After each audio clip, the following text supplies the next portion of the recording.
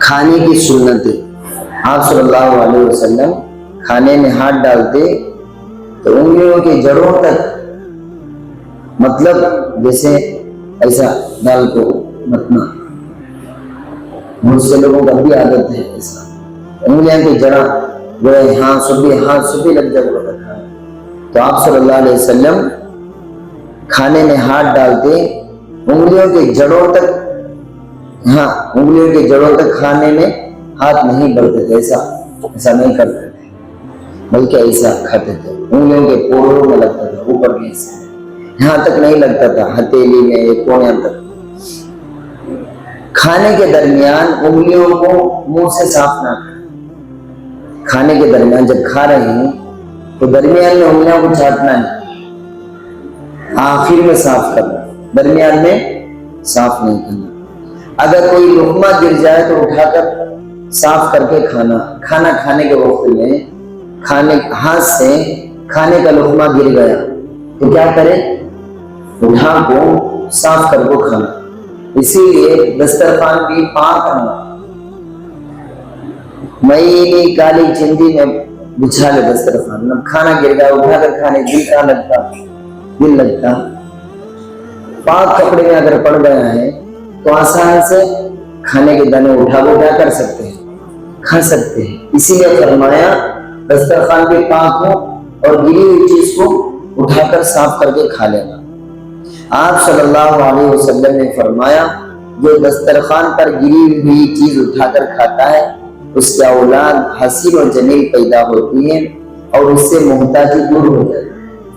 دو فائدے بولے، دسترخوان پر گری ہوئی چیزوں کو صاف کر کے کھانے سے دو فائدے، ایک آپ کو خوبصورت بچے پیدا ہوتے، نمبر دو اس سے محتاجی دور ہو جاتی، تنگی پریشانی کیا ہو جاتی ہے؟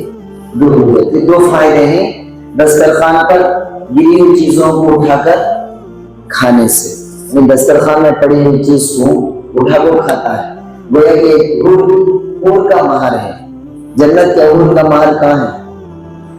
دسترخوان پر جو چیزیں گری ہیں اسے اٹھا کر کھانا، یہ جنت کی حور کا مہر ہے۔ کون فرمایا؟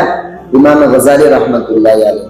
کھانے میں عیب نہ لگانا، کھانے میں عیب نہ لگانا، ٹیک لگا کر نہ کھانا، ٹیک لگا کر نہ کھانا، جوتا اتار کر کھانا، چپل بوٹا شو پہن کو نہیں کھانا۔ ہوٹل میں بھی کھانے کا موقع آ گیا تو نکال کو کھانا۔ چند آدمیوں کے ساتھ کھانا باعث برکت، جیسے عام طور سے جماعت میں کیا ہوتی ہے 10-15 آدمی رہتے، اس میں برکت ہے۔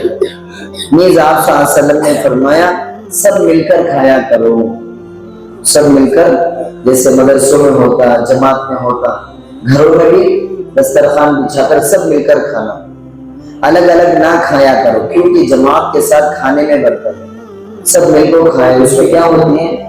مثلاً 10 آدمیوں کا کھانا 20 آدمی کھا لیتے، وہ الگ الگ کھانے سے 10 آدمیوں کا کھانا 5 آدمی بھی بڑا مشکل ہو جاتا ہے۔ اس لیے مل کر کھانا ہے، کیا کرنا؟ مل کر کھانا۔ مل کر کھانا مستحب ہے، جس قدر لوگ ہوتے اتنی برکت ہوتی۔ اکڑو بولے تو جیسے آپ صلی اللہ علیہ وسلم اس طرح بیٹھتے تھے کھانے میں، ایسا اکڑو بولتے، یہ تو کھانا جسے کیا بولتے سو کھجور کھانے میں ایسا کھاتے تھے نبی صلی اللہ علیہ وسلم، اکڑو بیٹھ کر۔ بات سمجھے؟ یا ایک زانو یا 2 زانو بیٹھ کر کھانا، ایک زانو بولے تو اس طرح بیٹھنا ہے، اس طرح بیٹھ کر کھانا، 2 زانو بولے تو دونوں پاؤں۔ تو نبی صلی اللہ علیہ وسلم کے 3 طریقے مشہور ہیں۔ اکڑو، جسے آپ اکڑو میں جب بیٹھا نا اس طرح، آپ صلی اللہ علیہ وسلم عام طور سے کھجور کھاتے تھے، ایسا اگر ہے نا کھجور کھاتے تھے، بات سمجھے؟ اچھا، کھانے کو سن کر کھانا مکروہ، کھانے کو سن کر نہ کھائے تو اس کا سننے لگا رستے سے گر جاگو اسپیشل نہ کو سناتا رہتا، تو کھانے کو سن کر کھانا مکروہ ہے۔ جب کھانا پاس آتا تو فرماتے اللہم بارک لنا فیما رزقتنا وقنا عذاب النار بسم اللہ۔ رسول اللہ صلی اللہ علیہ وسلم جب کھانے کا لقمہ لیتے کیا بولتے؟ یا واسع المغفرہ۔ اللہ تعالیٰ ہم سب کا عمل کی توفیق عطا فرمائے.